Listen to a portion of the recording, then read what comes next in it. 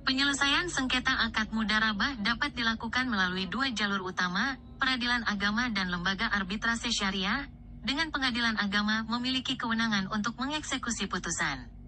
Sengketa ini timbul karena adanya perbedaan pendapat atau pelanggaran perjanjian dalam akad mudharabah, yang merupakan bentuk kerjasama usaha antara pemilik modal, sahibul mal, dan pengelola modal, mudharib. Penyelesaian sengketa melalui pengadilan agama. 1. Kewenangan. Pengadilan agama memiliki kewenangan absolut untuk mengadili sengketa ekonomi syariah, termasuk sengketa akad mudharabah. 2. Dasar hukum.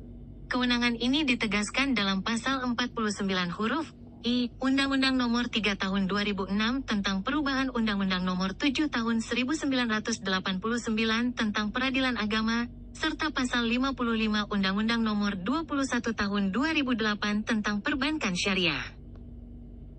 3. Proses penyelesaian sengketa di pengadilan agama melibatkan tahapan seperti gugatan, jawaban, replik, duplik, pembuktian, kesimpulan, dan putusan. 4. Eksekusi. Putusan pengadilan agama yang telah berkekuatan hukum tetap dapat dieksekusi melalui pengadilan agama. Dan 5. Contoh kasus.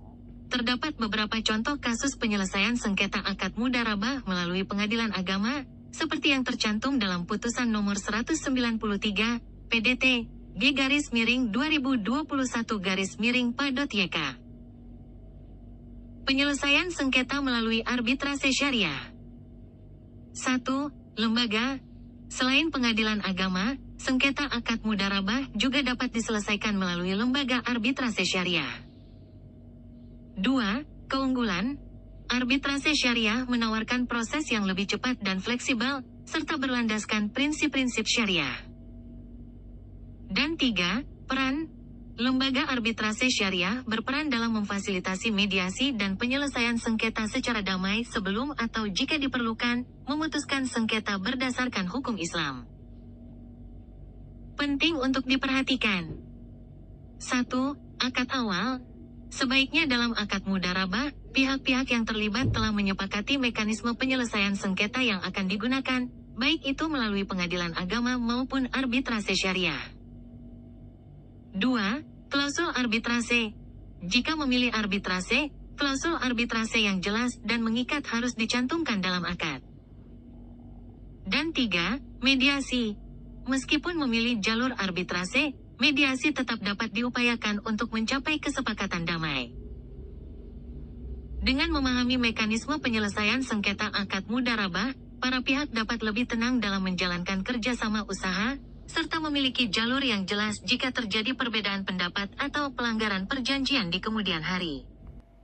Assalamualaikum warahmatullahi wabarakatuh. Saya Makfira Citra NUAO dari Prodi Ekonomi Syariah Pasca Sarjana. Materi penyelesaian akad mudharabah melalui pengadilan agama akan menjawab pertanyaan-pertanyaan dari teman-teman saya, yaitu dalam penyelesaian sengketa jaminan akad mudharabah dapat menggunakan dua alternatif penyelesaian, yaitu yang pertama pengadilan agama dan kedua badan arbitrase. Sedangkan eksekusi putusan hanya bisa dilakukan melalui pengadilan agama yang ditegaskan oleh pasal 49 Undang-Undang Nomor 3 Tahun 2006 tentang pengadilan agama.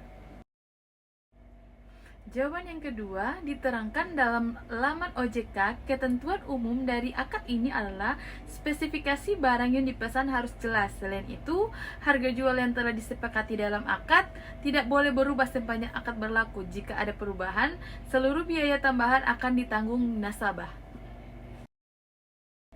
Jawaban yang ketiga yaitu pengelolaan.